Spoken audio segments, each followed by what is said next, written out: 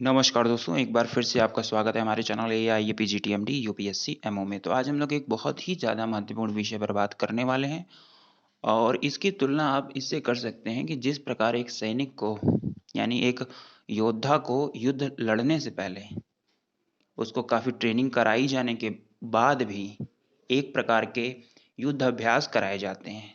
जैसे कि हमारे आर्मी में भी ये देखने को मिलता है कि युद्ध से पहले युद्ध अभ्यास की आवश्यकता होती ही होती है।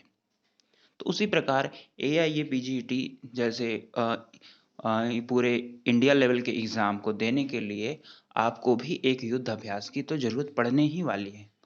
और ये जो है स्ट्रेटजी सबसे बेस्ट होती है एग्ज़ाम के कुछ जो है महीनों पहले।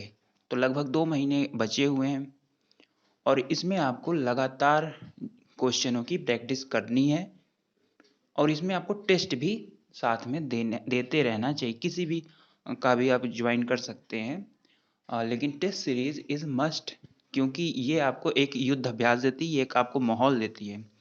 और हमारे टेस्ट की विशेष बात है कि आपको ये पहला तो ये ऑनलाइन है, दूसरा ये पूरी तरह से वहाँ एग्ज़ामिनेशन सेंटर का आपको माहौल बनाकर ही एग्ज़ाम देना है। लैपटॉप पर टेस्ट देने की कोशिश कीजिएगा।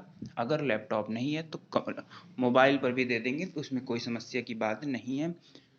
और मैं आप लोगों को अब टेस्ट की ओर स्क्रीन पर ले जाना चाहता हूँ।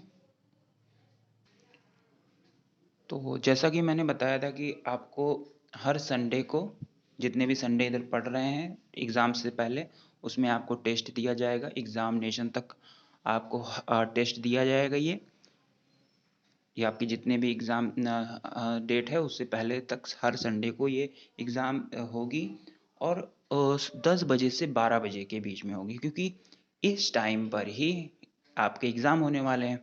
तो आपके एग्ज़ाम जो हैं उसी से आपकी बॉडी भी उसी में ढल जाए, इसलिए आपके लिए ये सबसे अच्छा रहता है कि आप 10 बजे से 12 बजे तक कंप्यूटर पर शांत माहौल में एग्ज़ाम देने का प्रैक्टिस करें।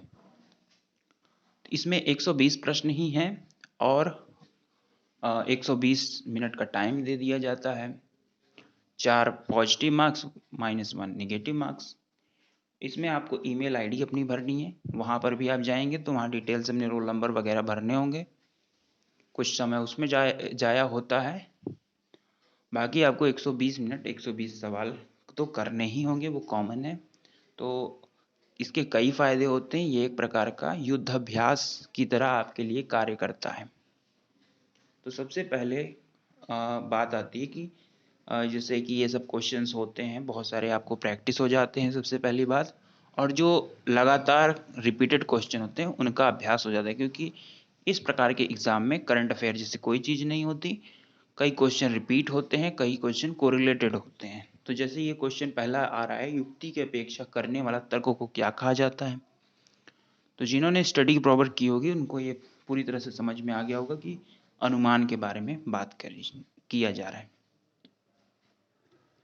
तो अनुमान जो है प्रमाण युक्ति की अपेक्षा रखता है। तो इसमें आंसर नंबर 2 होगा। तो इसी प्रकार आपको टेस्ट जो है हल करते जाने हैं। जैसे कि अगला क्वेश्चन आ रहा है, ज्ञानवान लोगों के लिए कितने प्रकार की परीक्षा। तो जब ज्ञानवान मनुष्य होता है तो उसके पास आप्तोपदेश पहले से ही होता है, तो केवल 2 प्रमाण की जरूरत होती है।